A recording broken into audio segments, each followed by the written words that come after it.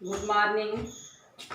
आज आप लोग हिंदी व्याकरण में रस पढ़ेंगे और रस का अर्थ होता है जैसे किसी कविता पढ़कर, नाटक को देखकर जो आपके मन में, पाठक और श्रोता के मन में अनिवर्चनीय भाव उत्पन्न होता है, अर्थात उसे हम कह नहीं सकते, उसे रस कहा जाता है। और रस की परिभाषा हमारे बहुत से विद्वानों ने रस की परिभाषा दिए हैं। जैसे आचार्य विश्वनाथ ने परिभाषा दिया है कि वाक्यम रसात्मकम काव्य, अर्थात काव्य की आत्मा ही रस है। भरत मुनि ने कहा है विभावानुभाव व्यभिचारी संयोगा रस निष्पत्ति, यानी विभाव, अनुभाव, संचारी भावों के संयोग से रस की निष्पत्ति होती है।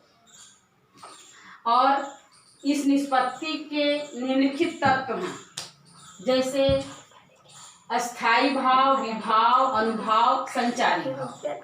अस्थाई भाव, मानव हृदय में कुछ अस्थाई भाव विद्यमान रहते हैं, और जब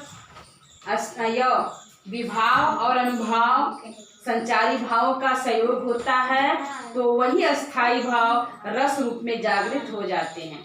और ये अस्थाई भाव 9 हैं।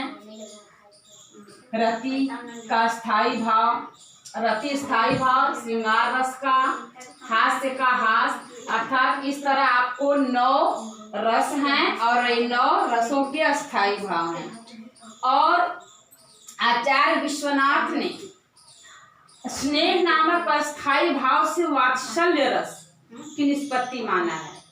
जैसे 9 रस आचार्य भरत मुनि के द्वारा है, फिर एक आचार्य विश्वनाथ स्नेह नामक अस्थाई भाव से वात्सल्य रस माना, और फिर रूप गोस्वामी ने भगवद विषय यानी भगवान से भक्त का प्रेम जो होता है वह भक्ति रस को माना जाता है। इस तरह 9, 10, 11 रस माना जाता है। और वैसे तो यहाँ सब भक्ति रस यानी रति ही, तीनों रसों का स्थायी भाव रति ही है। जैसे रति प्रेम, तो यहाँ श्रृंगार रस में रति अस्थाई भाव है, तो उसी तरह वात्सल्य रस में भी रति प्रेम ही दिखाया गया है, पुत्र प्रेम, माता से प्रेम, और भक्ति रस में भगवान से भक्त का प्रेम, इसलिए इन रसों का स्थायी भाव रति ही माना गया है। इसलिए आधुनिक में 2 रस और बढ़कर के 11 रस मान लिए गए हैं। और विभाव जैसे रसों को दीप्त करने वाली सामग्री विभाव कहलाती है। और ये विभाव 3 होते हैं। जैसे विभाव आलंबन और उद्दीपन और विषय आश्रय।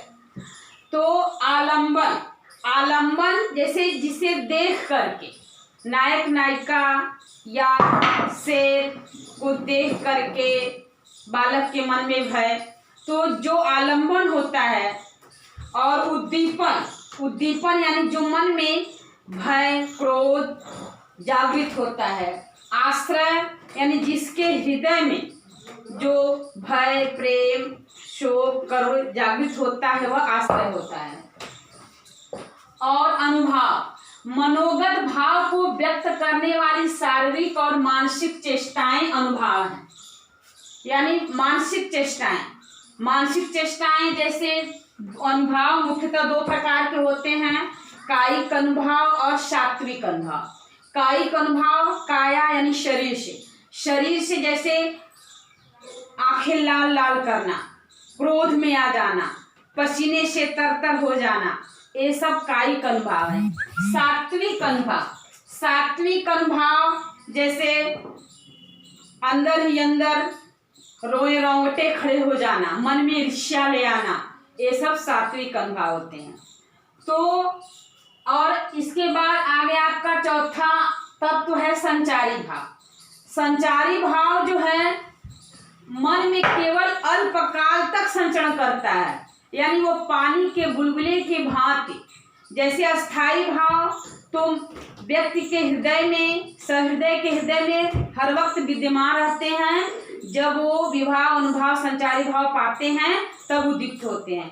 लेकिन ये जो संचारी भाव है, जिसे व्यभिचारी भाव भी कहा जाता है, यह पानी के बुलबुले की भांति मन में उठते हैं फिर नष्ट हो जाते हैं, और इनकी संख्या होती है 33।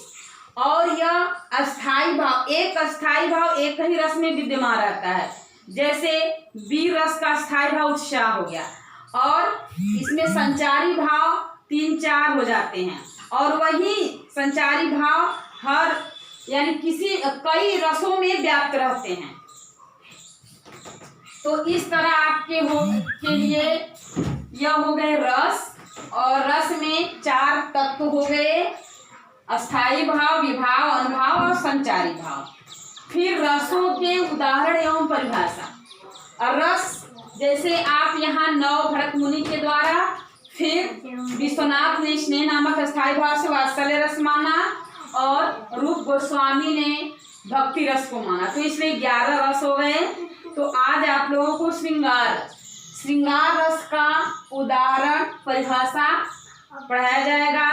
श्रृंगार रस में जैसे जब रति नामक अस्थाई भाव, विभाव, अनुभाव, संचारी भाव के संयोग से श्रृंगार रस उत्पन्न हो जाता है।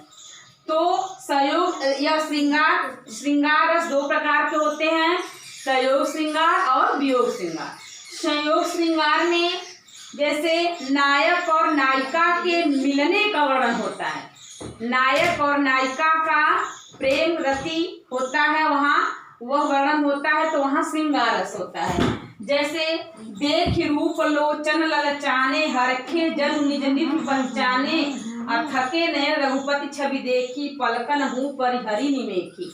यहाँ जब राम और लक्ष्मण अशोक, वहाँ पुष्प वाटिका में राम लक्ष्मण गए हैं पुष्प लेने, और सीता जी गिरजा पूजन करके आती हैं, तो दोनों लोगों के सौंदर्य का वर्णन, यहाँ राम और सीता के सौंदर्य का वर्णन किया गया है।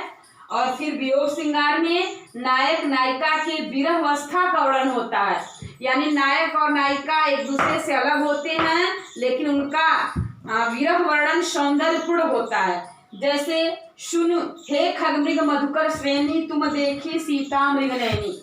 यहाँ जब प्रभु श्री राम सीता जी को ढूंढ रहे हैं, तो उस समय जंगल के वन वृक्ष, पत्थरों, पहाड़ों, पेड़ पौधों से पूछ रहे हैं कि हे भाइयों, आप लोग मृग हिरण जैसे नेत्रों वाली सीता को कहीं देखा है? सुन सुग्रीव सोच साचे मुँह पर फेर्यो बदन विधाता, ऐसे समय संकट हो तजो लक्ष्मण सो रहता।